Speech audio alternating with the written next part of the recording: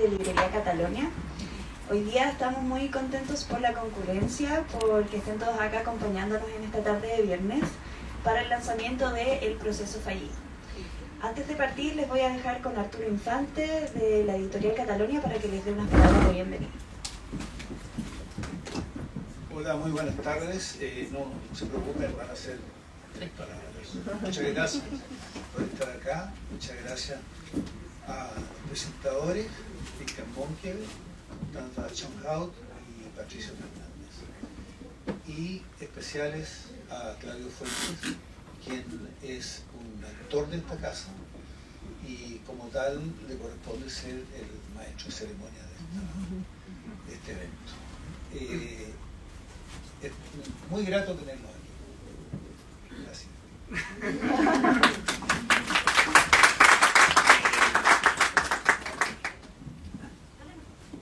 Bien, muchas gracias. Voy a ser vocativo,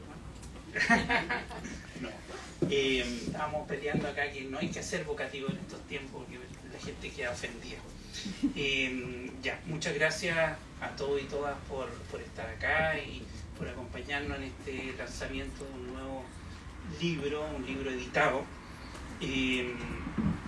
Yo voy a partir con los agradecimientos. La idea era partir con unos pequeños agradecimientos, cuál era el objetivo del libro, y de ahí pasar al objeto de estudio, en el fondo, que son ellos y ella, respecto de cómo fue el proceso. Primero voy a partir agradeciendo, y el agradecimiento es primero a la Universidad Diego Portales, obviamente, que me ha apoyado en este crucero de estar pensando sobre distintos ámbitos del tema constitucional hace ya más de una década, a la Universidad de Carolina del Norte, que me acogió y que estuve allá en un exilio de grado escribiendo parte de esto, y sin duda a los autores y autoras. Tengo el libro, para que no se me olvide ni uno, si no me mata, porque este es un libro editado y un esfuerzo que yo quiero destacar en términos de varias cosas. Por un lado, gente joven, casi todos, no todos, gente joven, estudiantes de la UDP y de otras partes que se animaron a escribir, y la idea era precisamente darle la oportunidad a gente que de distintas miradas vieron el proceso constituyente, particularmente a Francisca Carril, Paola Díaz, que está acá, Patricio Durán, también que está acá, Sergio España, Rodrigo Espinosa, la Karen Gaona, Tomás Lorenz, Carlos Quiñenao, Emilia Zafirio, Javier Zajuria. ¿Está la Emilia Zafirio? No la conozco. Catalina Valdés, que está acá, Nicolás Valenzuela, y Rocío Llona. Todos hicieron un excelente trabajo, fue un trabajo bien rápido después del proceso de que terminó el proceso constituyente, y creo que el agradecimiento es por ustedes por todo el esfuerzo que hicieron para sacar adelante este proyecto. A la editorial Catalonia, sin duda, por todo el trabajo editorial que hacen y que es impecable. Nosotros en el libro lo que queremos hacer es entender qué pasó, cómo pasó y por qué pasó, por qué falló lo que sabemos que es el proceso anterior, y con el objetivo de evitar simplismo, es decir, en Twitter, en muchas partes, generalmente se piensa de que la culpa de que fracasó el proyecto o lo tuvieron los constituyentes, o fue culpa de la campaña negativa, o fue culpa de muchas razones que se han dado, pero generalmente se apunta a una, y acá lo que se busca es entender el proceso, o sea, mostrarlo como fenómeno político, y también señalar que es algo mucho más complejo, que son distintos factores que explican por qué fue un proceso fallido. Se incluyen distintas dimensiones, y yo creo que eso es importante en este proceso: la dimensión política, la dimensión de la participación, la dimensión de las redes sociales, que fue importante, incluimos acá una dimensión que nadie muchas veces habla, la dimensión internacional, por ejemplo, de cómo los actores internacionales influyeron o no en el proceso interno, doméstico. Entonces hay distintas miradas al mismo fenómeno que fue estos años intensos que sobre todo ustedes vivieron en carne propia.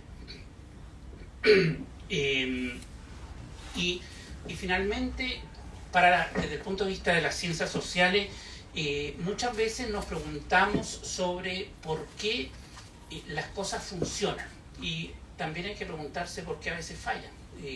Chile es parte del 6% de los procesos constituyentes que han fallado. La mayoría ha funcionado. Solo un mínimo porcentaje ha fracasado.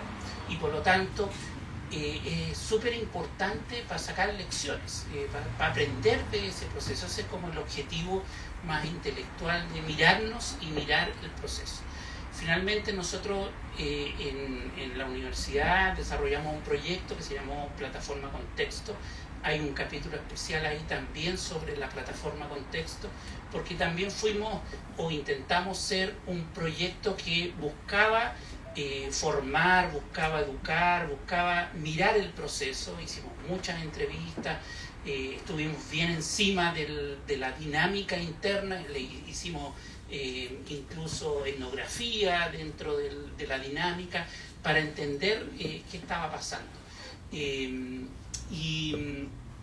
ahí en el texto hay parte de esa reflexión, para ver otros artículos que vamos a escribir, etcétera, más adelante. Esa es como la mirada del trabajo que hicimos. Bueno, y vamos al objeto de estudio.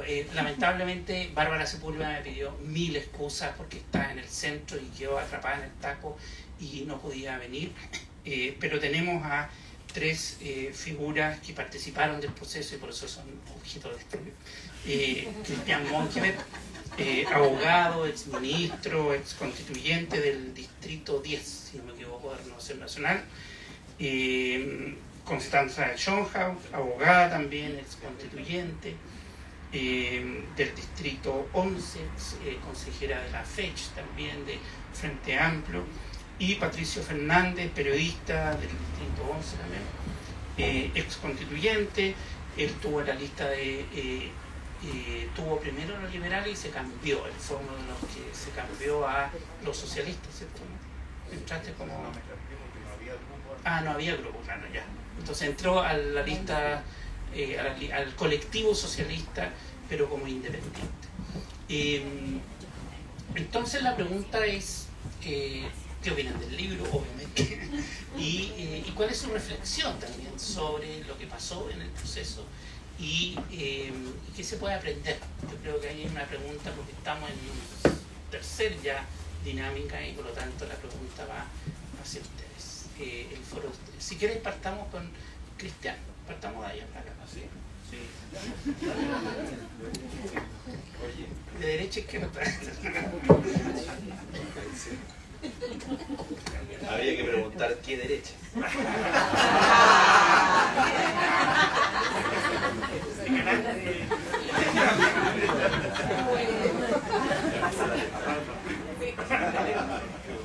Oye, miren, cuando llegué aquí y supe quiénes venían, de verdad se produce espontáneamente le dije lo hecho de menos, porque fue un año, de verdad fue un año intenso. En el caso mío, frustrante. Y voy a comentar el libro, pero les voy a dar algunos par de comentarios. Intenso y frustrante por el resultado, finalmente, porque estuvimos ahí.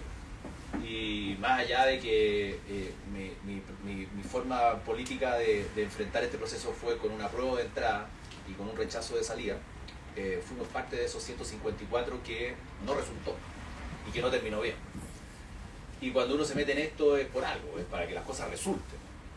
Todos veníamos de alguna función y de algún rol, más mediático, menos mediático, no digo más o menos importante, digo más público, menos público. En el caso mío era excesivamente público, yo dejé el gobierno para ir a esto. Estaba ministro de las Express en ese minuto. Entonces, fue frustrante porque todos íbamos con ganas de que esto caminara.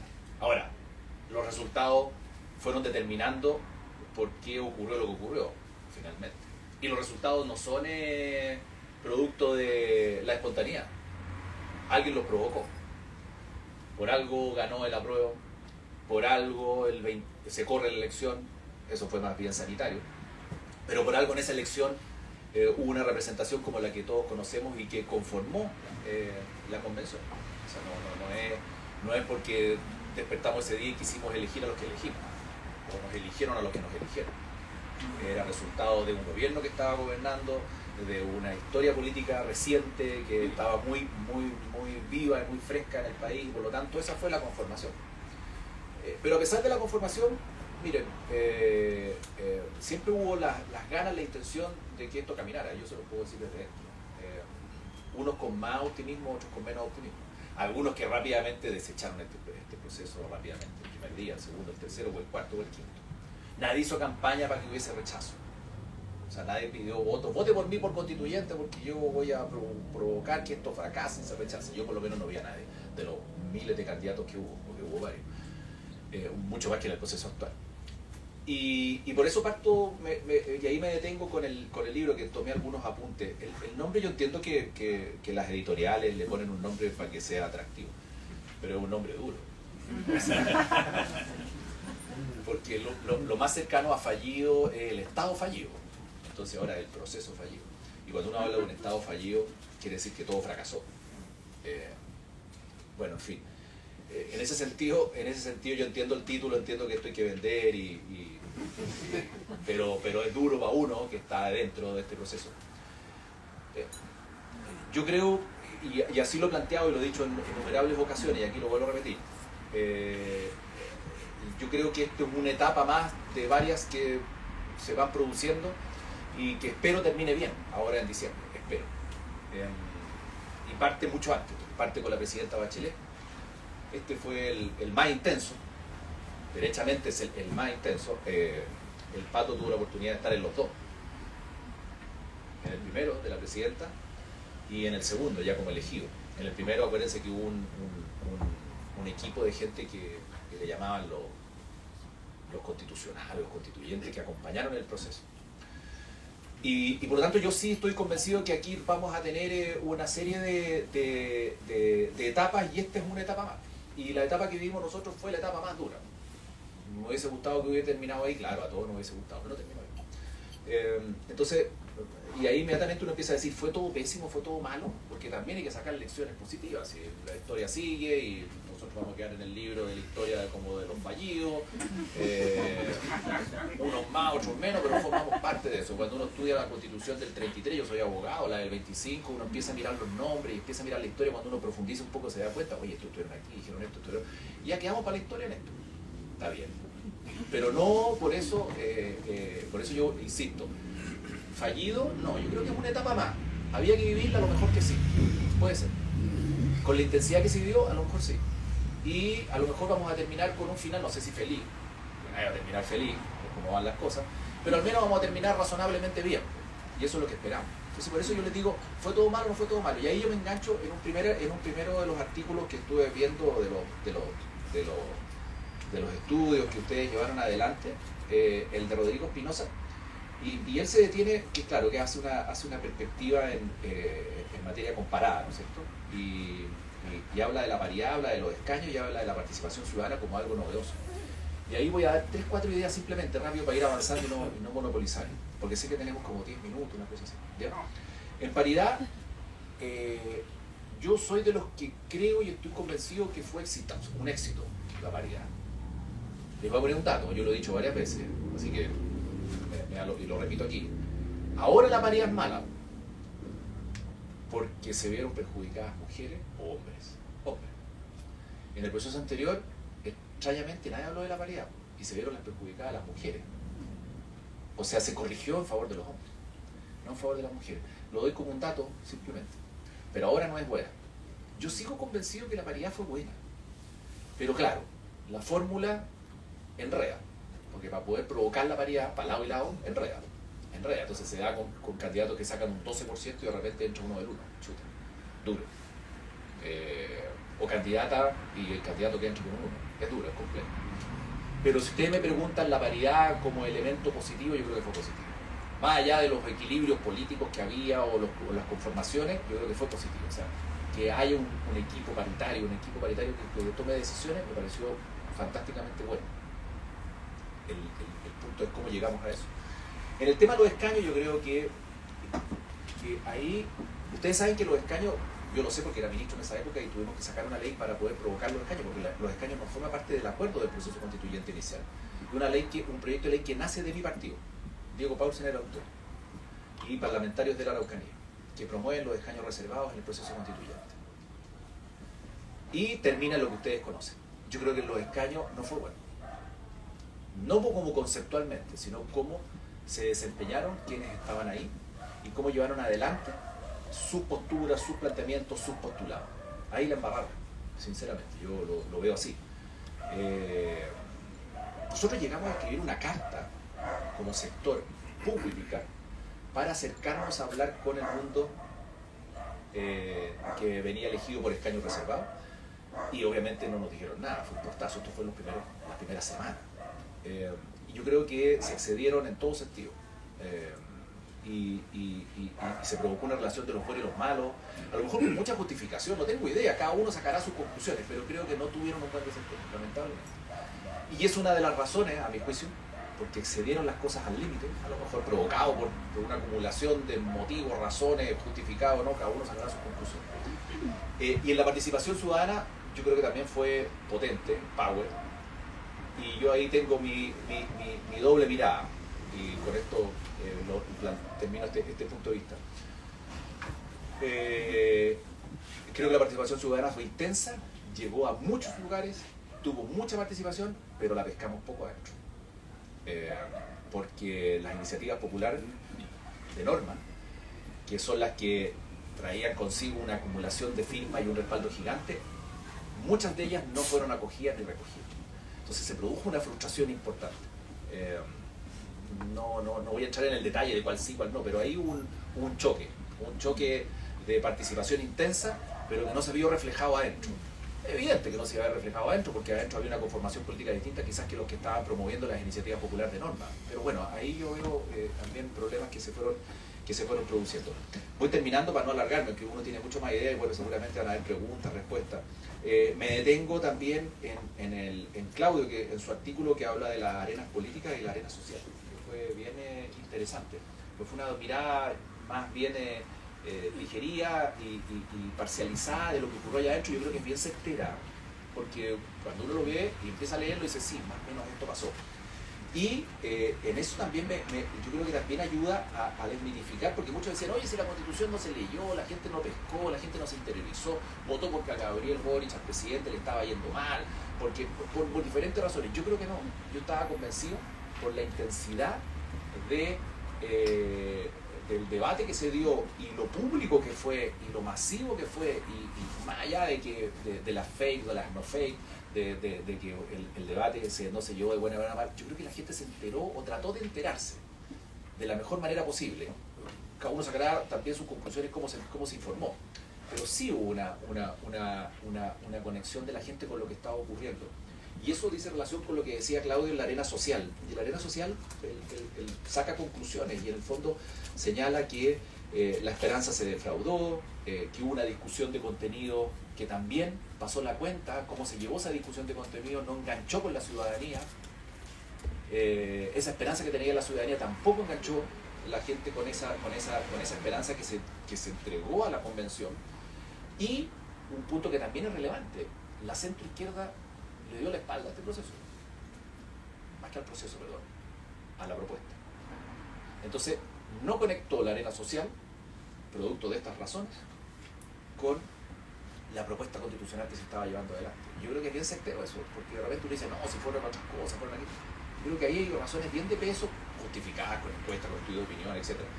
Y bueno, me estoy alargando mucho, pero con esto termino. Definitivamente, simplemente lo dejo enunciado para los que no lo han leído, para que lo vean también. Me lo leí entero, lo miré, lo recogí, pero hay un tema que me interesó harto que es el proceso constituyente desde la subjetividad. que es un estudio que hizo la Universidad Diego Portales con la consultora subjetiva. Y yo entiendo que ahí viene el título desde la subjetividad. Y saben que lo refleja muy bien, porque habla del primer acto, el segundo acto, el tercer acto.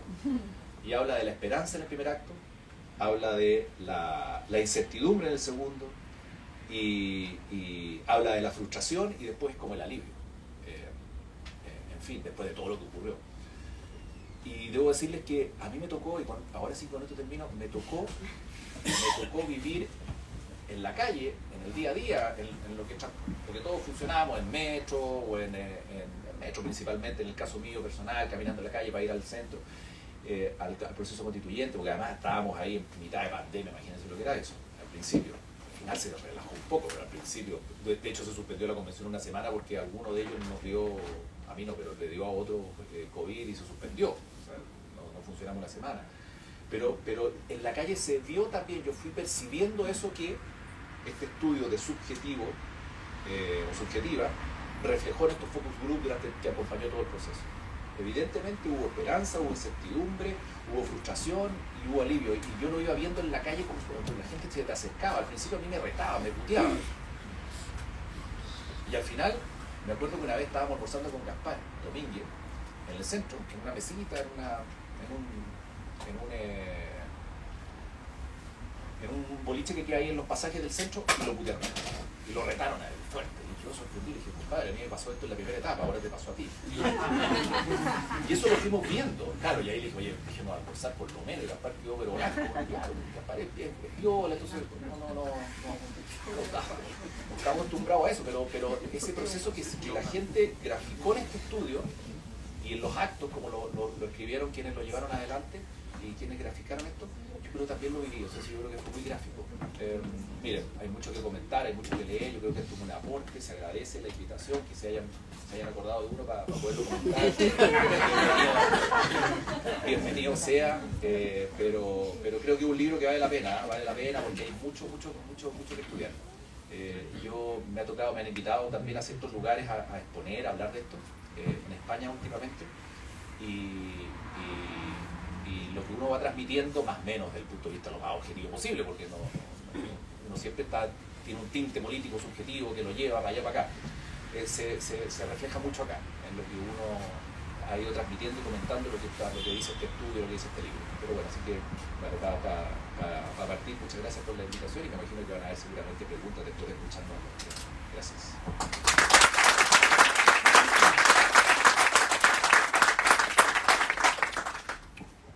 Bueno, hola a todos y todas. Yo también partiría agradeciendo el esfuerzo de Claudio y los distintos equipos que elaboraron. Creo que hay una reflexión muy interesante respecto del proceso con la que yo me siento bastante interpretada y voy a también desde ahí sacar algunas preguntas, algunas conclusiones. Y también otros ensayos que entregan herramientas que me gusta mucho, además, que no saquen conclusiones definitivas o tajantes, sino que las ponen a disposición, y yo creo que eso es parte también de un ejercicio que se ha demorado en decantar y que yo creo que ahora está decantando un poco más, y creo que en ese sentido este libro también es un gran aporte, después de muchos meses donde las conclusiones eran, yo diría, bastante poco densas, muchas veces reflexiones más pensadas en el provecho político, en la posibilidad de allanar espacio o posicionamiento político, más que en tratar de entender un proceso que yo creo tiene elementos súper interesantes para analizar y que yo también comparto, que es importante sacar conclusiones y aprendizajes. Y creo que tú lo dijiste de alguna manera, en estos tiempos es mucho más fácil analizar la historia en base a hitos y fotografías más que en base a procesos o videos, ¿no? Y yo creo que es importante hacer ese ejercicio.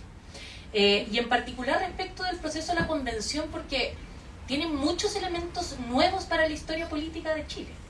Y este libro los destaca, y yo creo que los organiza muy bien, tanto desde las características del diseño, la paridad, escaños reservados, participación de independientes, elecciones, plebiscito de entrada, de salida, elección de los constituyentes, que no es algo a lo que ha estado acostumbrado y que si uno mira a nivel global también es un proceso o un diseño bastante único, que viene como una propuesta de salida a una crisis que es, digamos, una de las crisis sociales y manifestaciones más importantes que hemos tenido en democracia.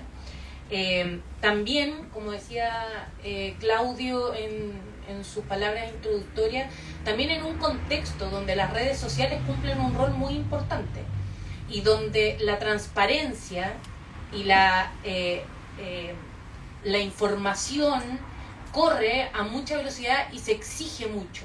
Y eso tiene cuestiones muy buenas, porque debiese ser elementos para fortalecer la democracia, pero también ha sido utilizado o tiene ciertas falencias que ayudan o pueden terminar ayudando a debilitar la democracia. Y creo que eso también es un desafío en nuestros tiempos.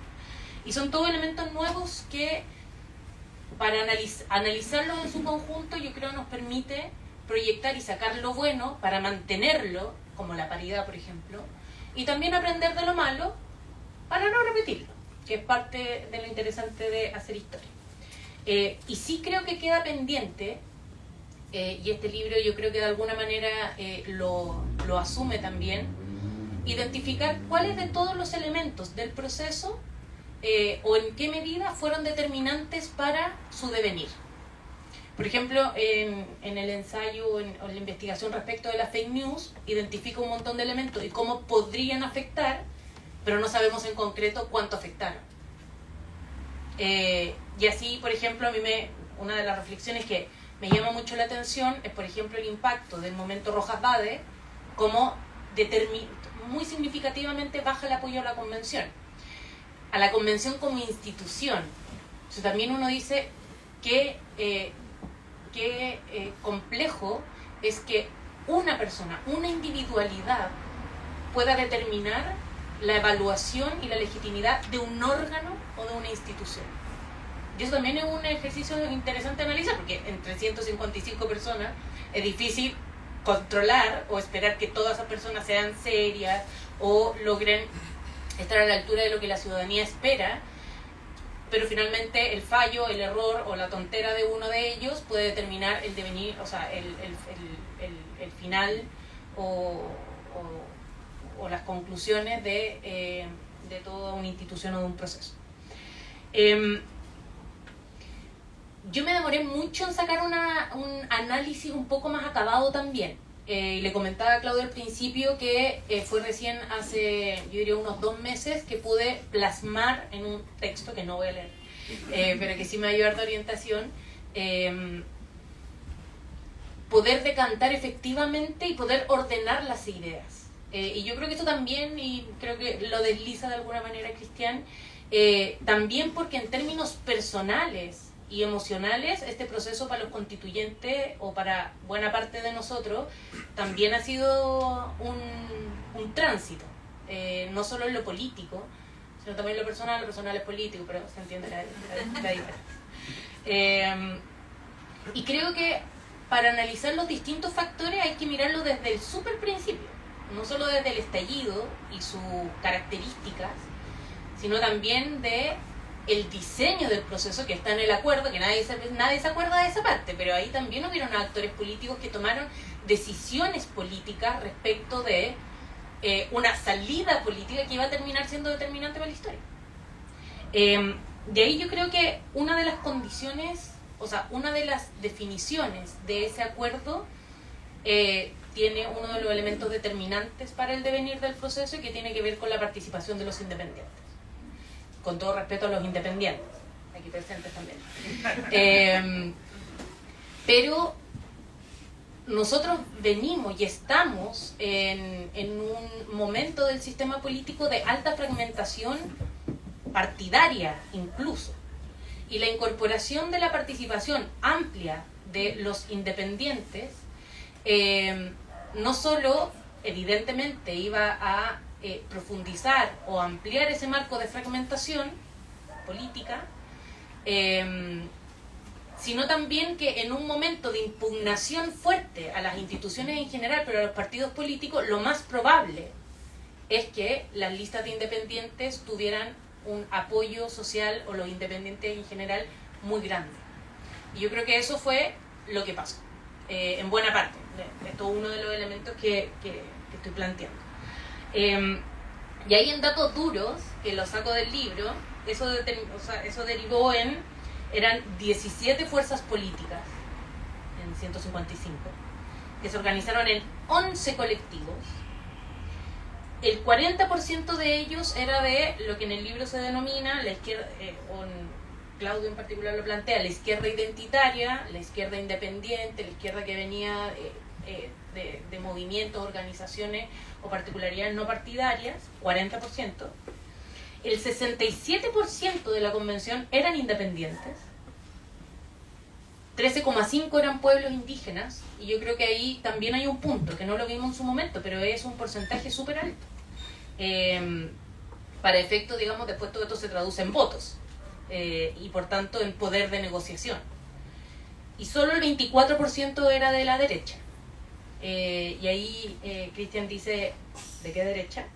Y yo creo que es importante también plantear que de esos 24 de derecha uno contaba con máximo 16, con los que uno, tirándola así, siendo generosa, con los que uno podría eventualmente contar para construir un acuerdo político. Y esto también es importante para efectos de la tesis de la exclusión en el marco de los 2/3. Ahora, no es que quiera, respecto de los independientes, y sobre todo en particular de los independientes de izquierda, o de esta izquierda denominada identitaria en el análisis del libro, también hay que ver de dónde viene. Y yo creo que, y aquí viene un análisis también del estallido, que yo creo que no sé si hay un análisis completo, acabado o consensuado respecto de eso. Y yo creo que hay una de las características del estallido es que la manifestación fue principalmente respecto del qué y no del cómo. El qué nos pasa, y qué nos pasa, qué me pasa, y no respecto de cómo lo resuelvo. Y eso también tiene que ver con los procesos de desafección política, de falta de crisis de proyecto político, de proyecto ideológico, pero en el fondo no es que haya salido una comunidad, sino que salimos de alguna manera más individualmente a construir comunidad.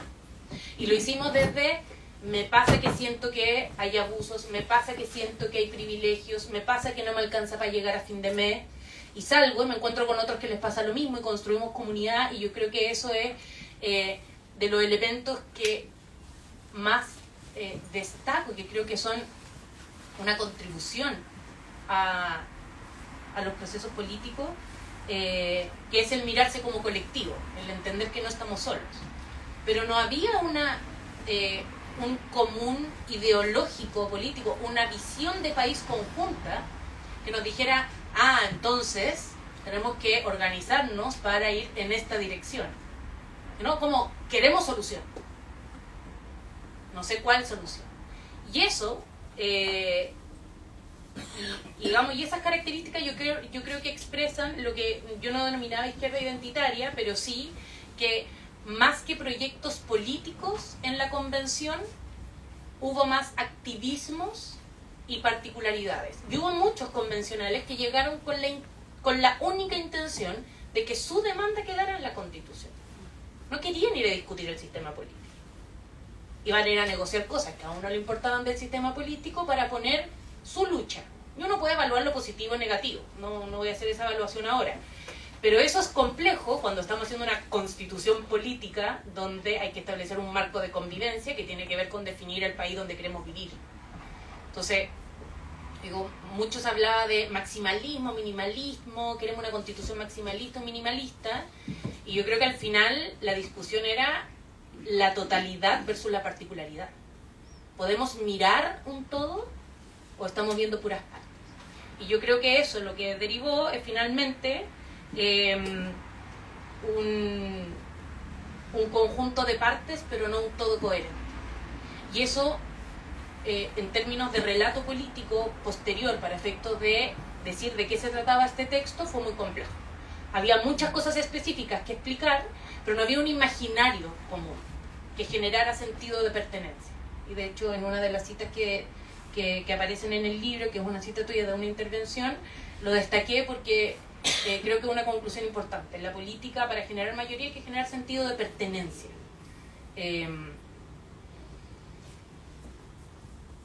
Y lo otro es, esto como finalmente también determina una segunda parte, esto como en términos de composición, pero después esa composición se expresa en correlaciones de fuerza.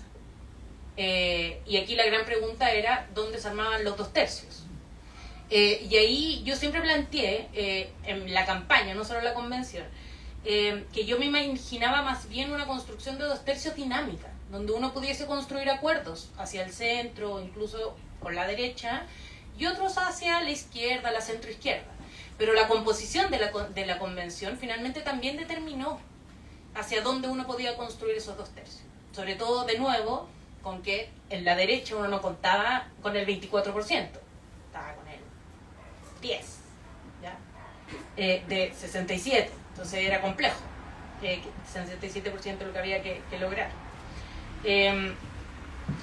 Y en esa construcción de 2/3 también vivimos nuestra complejidad, que yo creo que algunos de derecha pueden identificar, pero que adentro la vivimos también, y era todo un proceso en sí mismo. Y un proceso en sí mismo, porque está bien, todos éramos la izquierda, pero...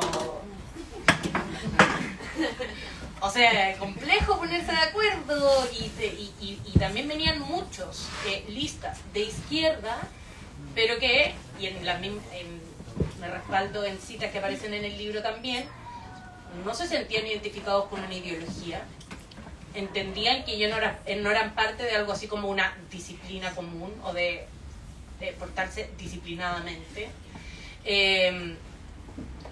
Ni ellos vivían porque yo represento a mi territorio donde tenemos problemas con el agua. Fin. Y por tanto con eso también es difícil. Y yo hablo también desde mi posición de militante de un partido político, donde me articulo en base a una visión de sociedad. Entonces también dialogar con eso fue súper complejo. Y ahí, en este mundo de la izquierda, uno de los primeros clivajes de partida fue militantes versus independientes. Entonces ya esa izquierda estaba partida en la mitad. Después dentro de esa izquierda estaban, por otro lado, los moderados y los radicales, como se plantea. O los amarillos y la izquierda real, como uno quiera poner. División que yo no comparto, me siento muy de izquierda, pero... Y también el libro muestra muy visiblemente los movimientos dentro de esta izquierda inorgánica o identitaria, como queramos plantearlo, cómo eran un colectivo, después eran dos, después unos se movieron para allá, otros para acá. Entonces también la posibilidad de construir o de consolidar una relación política con estos grupos también fue muy complejo, y eso determina la posibilidad de construir acuerdos. De ahí yo creo que también en el libro se plantea un concepto muy claro que yo comparto en gran medida, que es que se dé una dinámica también muy transaccional de la relación política. Y eso merma la posibilidad de construir acuerdos estratégicos, que es lo que uno necesita en general para plantearse un desafío de estas características. Y ahí también voy a agregar, creo que lo tenía acá, pero bueno, eso en términos de correlaciones de fuerza y las complejidades. Entonces, esta idea de una izquierda homogénea o que actuó con los mismos objetivos, con los mismos ideales, con una misma ideología, no está. Y tampoco estoy diciendo que habían dos, habían muchas. Habían individualidades que negociaban como individualidad, y muchas veces eran votos determinantes, y eso significaba definir también, uno, qué es lo que priorizo, mis líneas rojas, y qué estoy dispuesto a ceder. Y en dispuesto a ceder, había una norma respecto a los cielos y la atmósfera o algo así. Está bien, no es tan grave. Me importa más qué pasa con el Ejecutivo, con el Congreso, con el sistema judicial, etc. Y también para ir terminando, siento que me estoy alargando mucho, pero ahí también nuestro rol. Y yo creo que ahí en términos como de la autocrítica que se pide en general, y que yo creo que es importante, pero hacerla ponderadamente también, porque como dice Cristian, todos trabajamos para que esto funcionara. Y yo creo que no solo en la derecha hubo grupos que no querían que todo funcionara, sino también el compromiso para algunos otros sectores, independientes o de izquierda, si bien quería que funcionara, si no funcionaba exactamente, o si no quedaba aquella demanda para la que fueron mandatados por su territorio, su asamblea o su espacio particular, entonces no les importaba todo. Y también jugamos con eso de lado a lado. Entonces también en el ejercicio de tratar de sacarlo adelante, creo que hicimos buenos esfuerzos, pero quiero identificar algunos malos elementos o críticas, autocríticas. Creo que lo primero es que también incluso a los partidos nos faltó o no tuvimos una estrategia desde el principio. Y nos acordamos muy tarde que el voto era obligatorio a la salida. ¿Ya? Y claro, pues uno lo mira y un proceso así, sobre todo corto, con muchas complejidades, debería mirarse desde el final del proceso hacia donde estamos. Y no desde donde estamos y avanzar a ver qué es lo que termina. Y yo creo que eso es un gran aprendizaje para los grandes desafíos. ¿A dónde queremos llegar? Y entonces diseñar una estrategia que nos permita llegar a ese lugar. Creo que también hubo mucho de y yo creo que esto es parte de las dificultades de construir acuerdos estratégicos, pero una de las cosas que faltó es tratar de entender que esto era una constitución que no tenía que ofrecer respuesta a todo y cada una de las cosas, sino que tenía que ofrecer una respuesta a la crisis social y política que teníamos. Y eso era un concepto, un relato, un imaginario, más que un montón de contenido. En ese mismo sentido, tampoco hubo priorización dentro de, voy a hablar en general, de la izquierda. Por tanto, pusimos todos los temas, puse recién un ejemplo, pero todos los temas y la falta de priorización también terminó siendo que para la campaña había que explicar muchas cosas. Y eso también nos hizo pisar el palito respecto de algunas definiciones que son más allá de las fake news, que yo creo que son reales, que ocurrieron respecto a muchos temas, pero que se abrió esa puerta a que muchas definiciones se constituyeran en flash. O algunas, pero muy importantes. Algunos plantean el orden de la discusión también.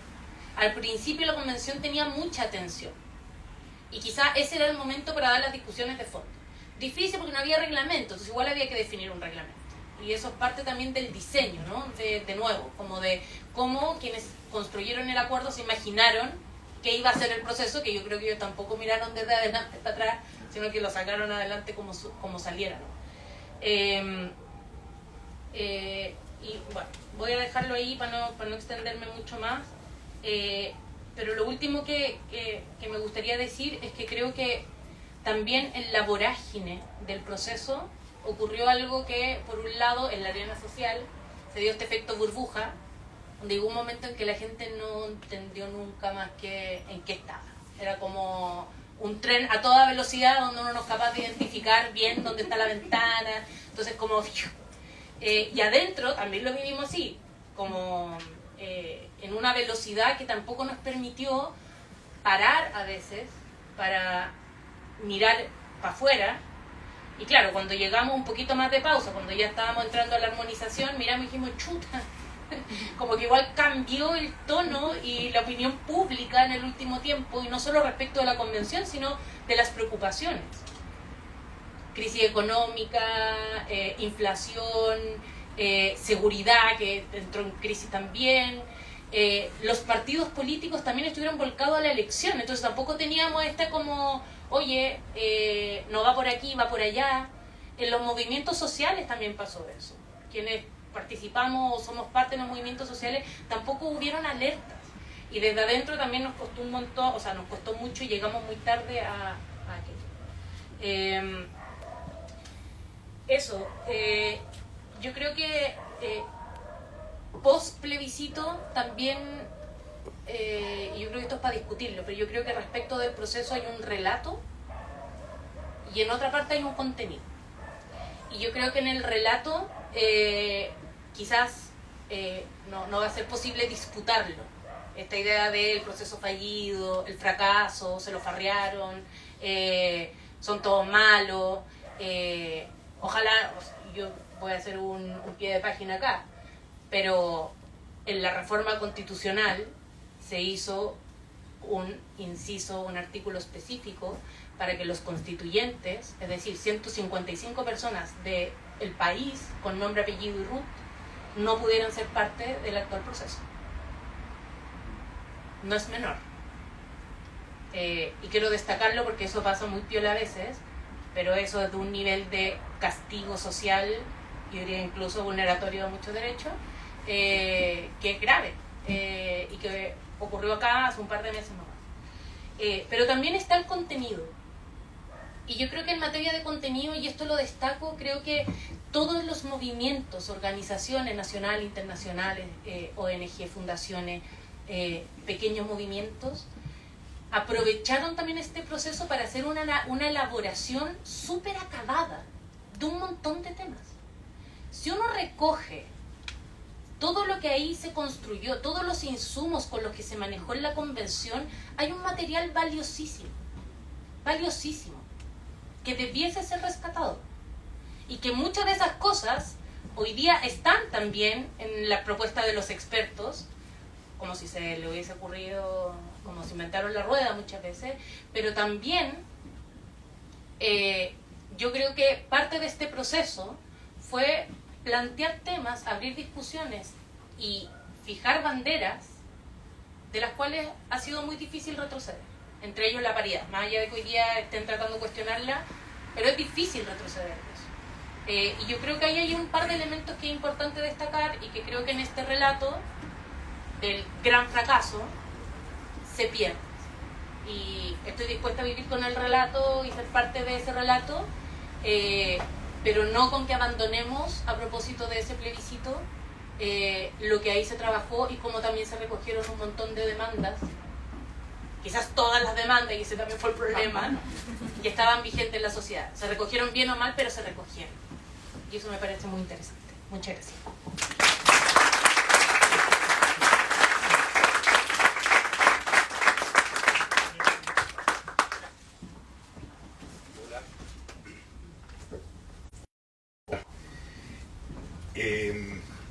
Bueno, primero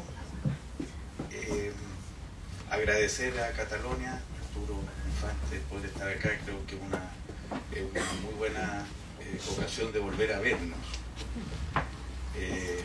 A Claudio Fuentes, que creo que hay que decir que no solo hizo este libro, sino que ha sido un compañero y participante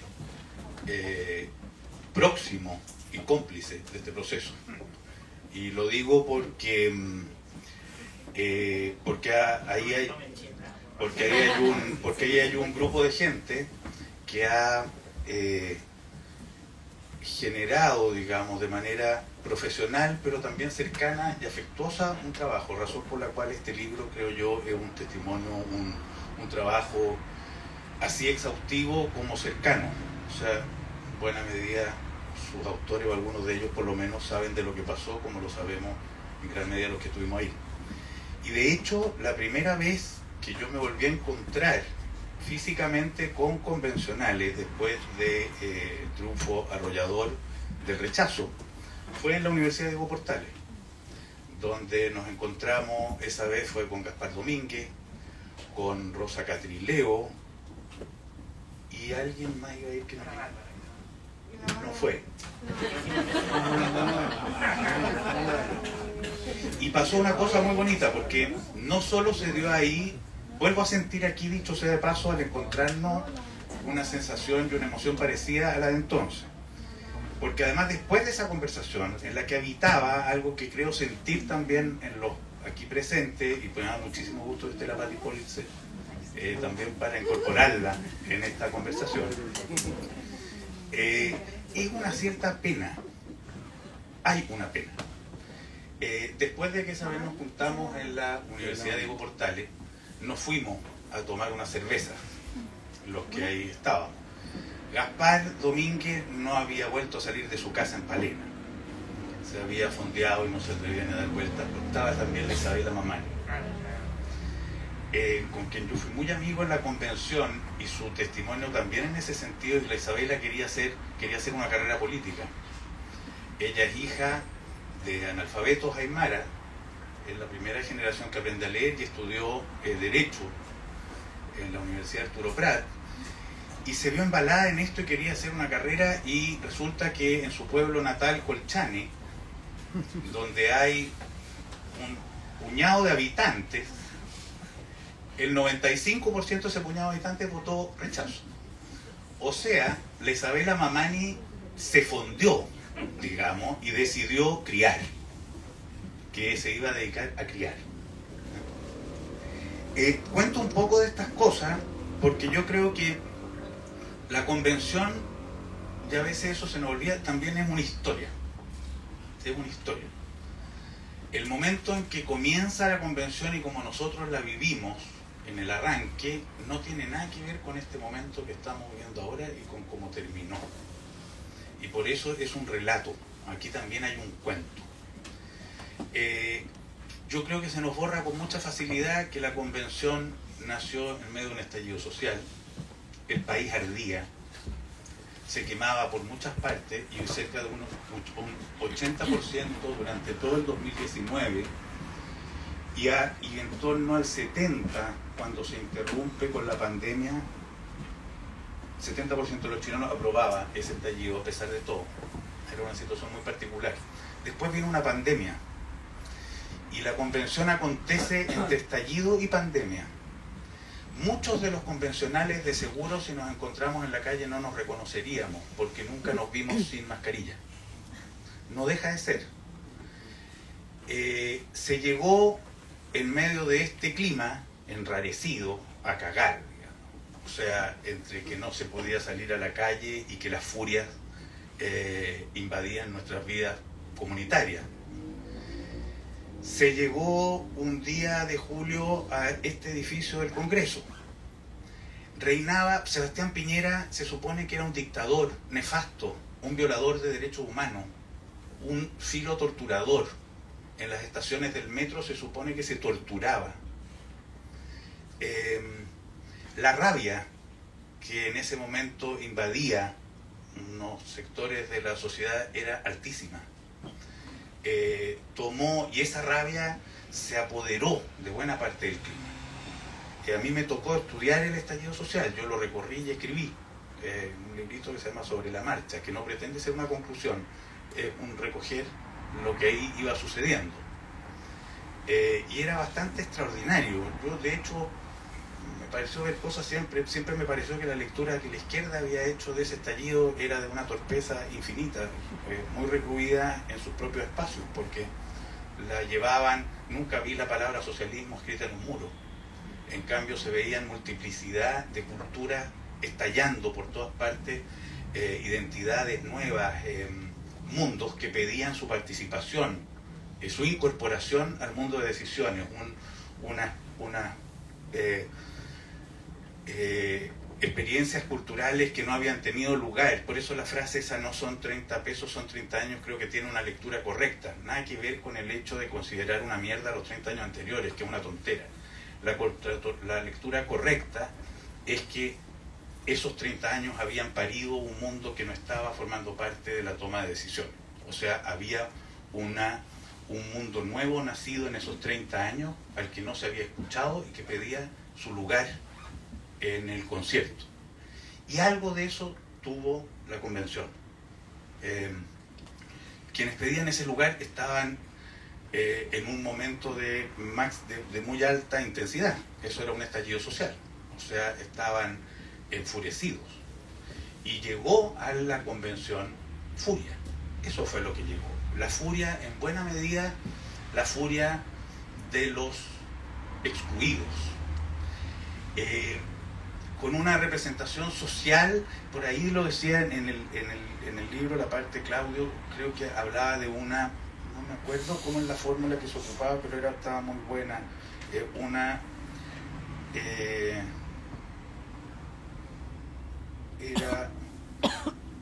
una representación descriptiva, que no es lo mismo que una representación política. O sea, allá adentro estaban todos los colores, estaban todas las regiones, había algo, estaba el pantón, digamos. Pero eso no es lo mismo que la representación política. Porque uno podría perfectamente pensar que cada uno de los colores que ahí estaban representados tenía un hermano que pensaba distinto, por ejemplo. Tenía una tía que estaba aterrada. Tenía en fin, o sea, aquí llegó una intensidad. Eso describe bien el libro, el artículo de Claudio, cómo esto reunió causas y se multiplicaron causas. La Connie lo decía así en buena medida, activismos que llegaban a reclamar lo suyo, que llegaban con mucha personalidad para exigir o los progresos ecológicos, o los feministas, o los regionales, o los indígenas, pero no a construir en conjunto. De hecho, pasó una cosa bien particular. Ese mundo que llegó resentido excluyó a otro mundo que se resintió. Lo que demuestra claramente que toda exclusión genera resentimiento, porque también ahí la derecha se excluyó.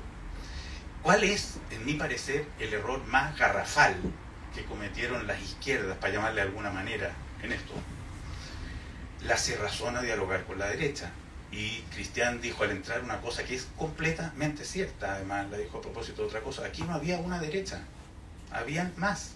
Y a mí me consta, soy testigo, y no solo testigo, sino que lamento lo que ahí sucedió, porque he de decir que a mí me preocupó desde el día 1, que hubo una derecha que tenía ganas, a la que pertenece Cristian, que quería participar, que tenía buena voluntad. Yo me junté con ellos en mi casa, a Cristian le consta, muchas veces, tratando de aunar cuestiones, y se la despreció. Y se la despreció. Y más del que nos están dando ahí. Bueno, son momentos de demanda. Y se la despreció. Se la despreció sistemáticamente. La carta que cuenta Cristian que se hizo para dirigirse al pueblo mapuche, lo puedo decir ahora, me la pasaron y ayudé a Hernán Larraín a editarla. Y era llena de buena voluntad. Y se despreció. Nada era suficiente, porque había unos que no tenían derecho a participar de este conjunto de decisiones. Ese, en mi parecer, es el pecado nuclear de la convención. ¿Y por qué digo que es el nuclear? Es el nuclear en el que me radicaría y me movería poco de ahí. Y voy a decir por qué. Porque también me consta, y esto Cristian se va a acordar, que durante los foros previos a la convención, cuando estábamos en las candidaturas, esa derecha no estaba ni en contra de la plurinacionalidad, no, estaba a favor del agua como bien público y derecho humano, estaba a favor de incorporar de múltiples maneras las diversidades, etcétera, etcétera. O sea, de haber hecho juntos esos acuerdos, se habría construido la confianza que aquí se defraudó. Porque no es que los puntos uno por uno fueran nefastos, no es que eso no es verdad. La apreciación sobre los distintos aspectos tiene mucho que ver con la confianza o no que se construye en torno a ellos. Si el día de mañana todos los participantes de una instancia defienden algo que a ti te resulta discutible, tú te allanas en buena medida, porque dices, está apañado, esto está acompañado.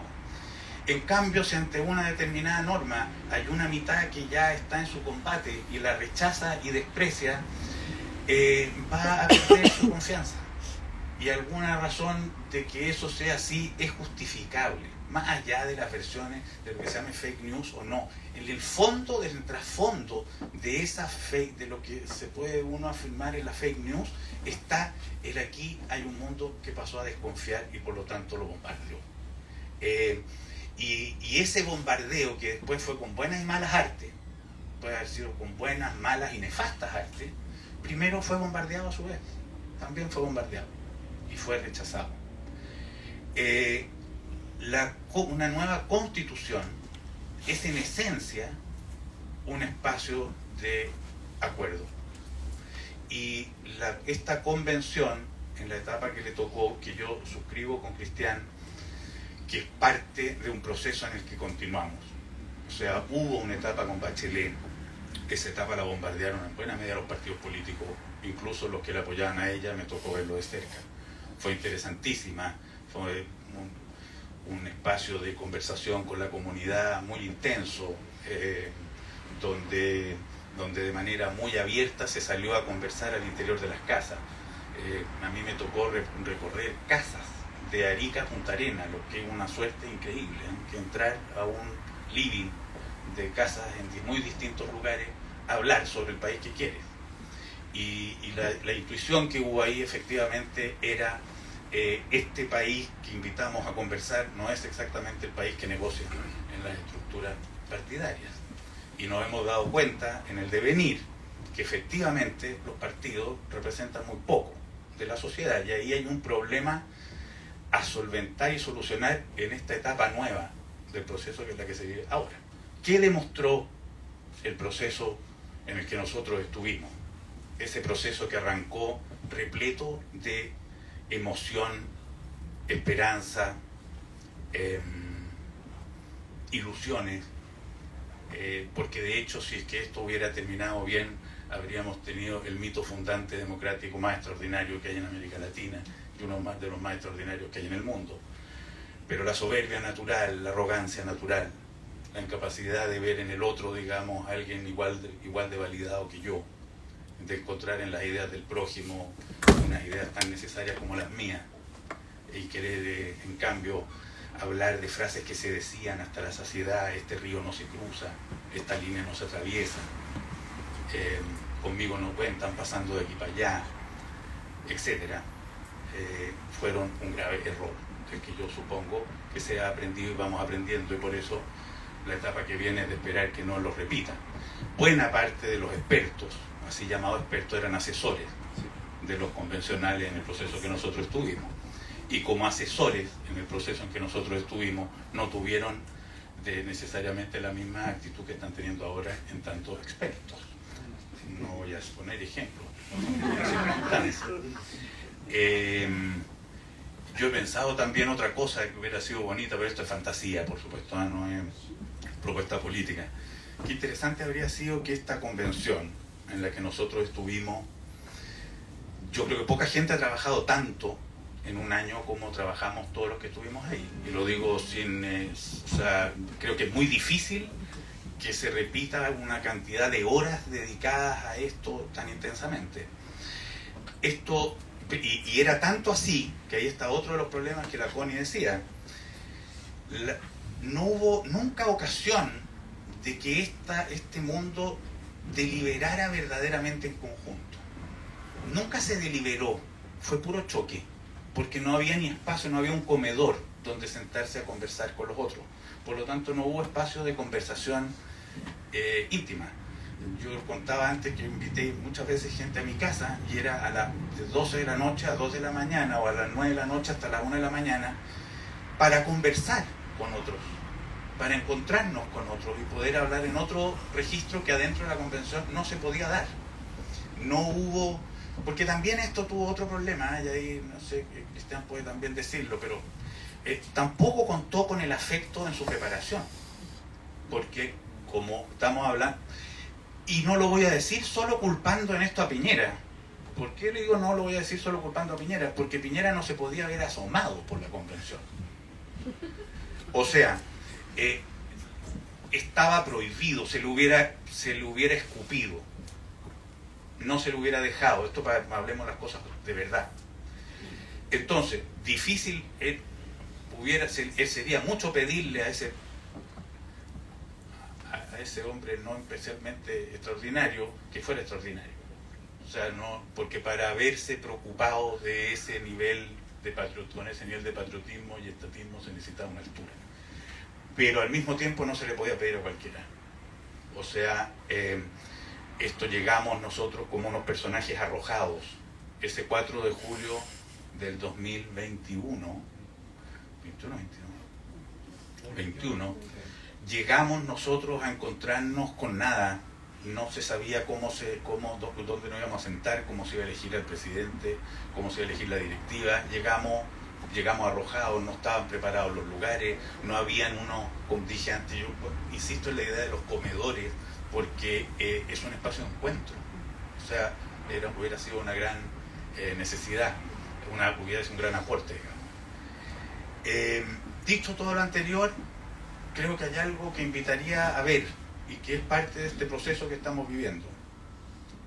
El Chile que estamos conversando hoy día, el que vimos ayer en la cuenta pública, es un Chile bien normalizado, que no tiene nada que ver a este que recién estábamos viviendo.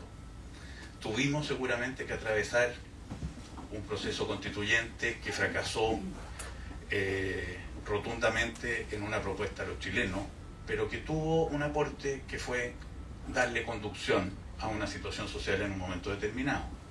Yo he pensado también varias veces que aquí hay un fenómeno psicoanalítico de alguna manera también, porque en la votación que se produjo, yo soy moderado por esencia, digamos, por lo tanto esto no, pero los desprecios que uno sentía en un momento por ser moderado se transformaron completamente socialmente en el momento en que la vida se normaliza.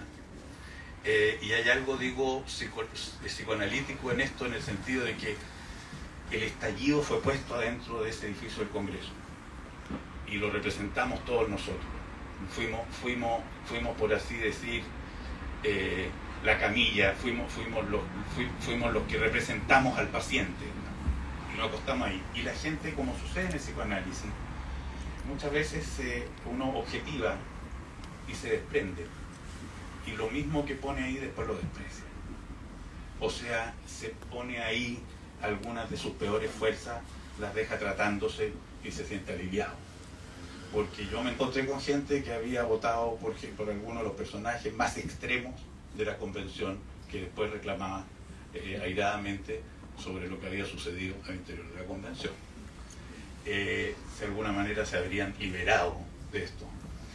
Yo con esto también termino un poco ahora. El libro expone estupendamente bien. Yo me quedaría, si volviera, digamos, si tuviéramos más tiempo, diría que hay dos artículos, uno el de Claudio Fuente y el que sigue de ¿cómo se llama? De Sajuria y Zafirio, que ponen dos líneas de entendimiento de esto. El de Claudio habla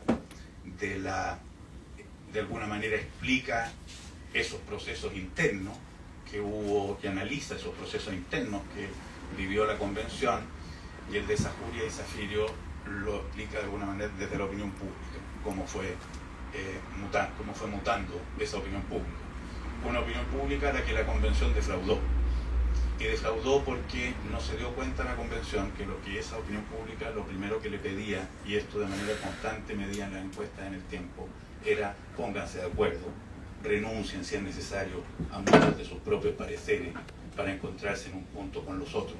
No sigan adelante de manera obstinada, cada uno de ustedes, única y exclusivamente con eso que creen.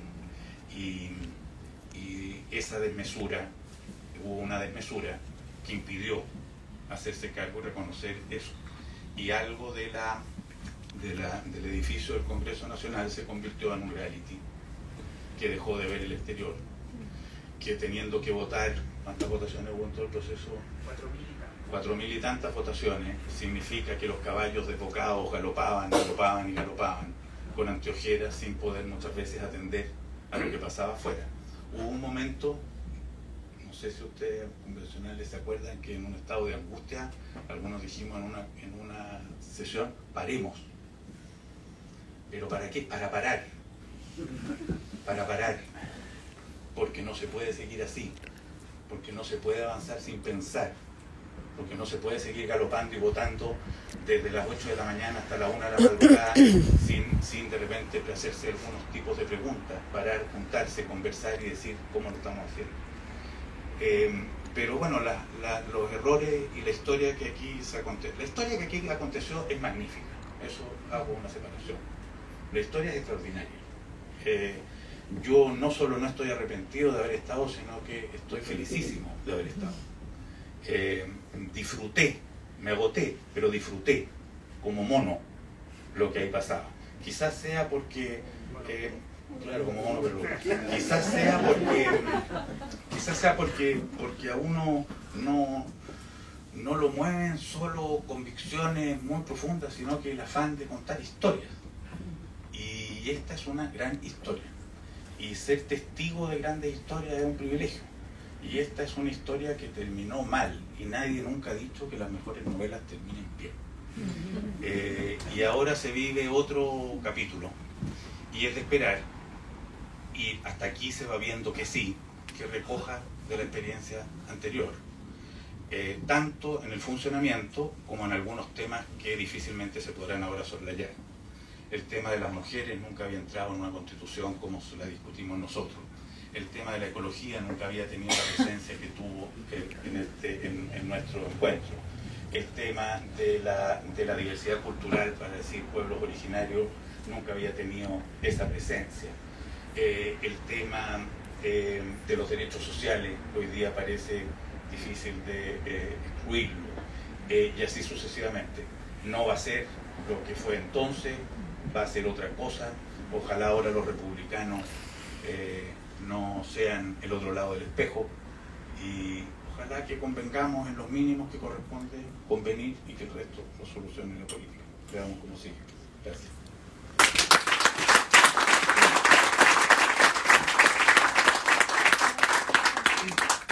Hoy está cayendo la helada, ¿cierto? Un poquito. Y aquí algunas personas que tienen que ir a otro evento. Soy bajita yo. ¿Quién dijo que sí? Tan fuerte. Ah, la hermana. Chuta. Está viejito. Oye, tres cosas. ¿Quieren replicar o no? Sí. No, o sí. Ustedes son.